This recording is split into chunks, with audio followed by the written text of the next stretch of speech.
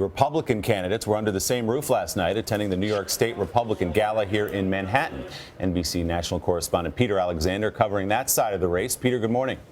Willie, good morning. The RNC is again trying to erase any criticism about the delegate selection process without naming names, pushing back after Donald Trump's relentless attacks that the system is, in his words, rigged. The party blasting out a memo early this morning, and it reads the following. The rules surrounding the delegate selection have been clearly laid out in every state and territory. Each process is easy to understand for those willing to learn it, adding it ultimately falls on the campaigns to be up to speed on these delegate rules. There's also a new op-ed out this morning from Donald Trump, who has been out-organized, frankly, by the Cruz campaign. He's a little bit more cooperative in his tone, pledging to work with the RNC, if elected, to reform our election policies, he says. All three of the Republicans, though, in Midtown Manhattan last night, but New York City clearly is Trump's town. About 1,000 demonstrators protesting outside, still inside.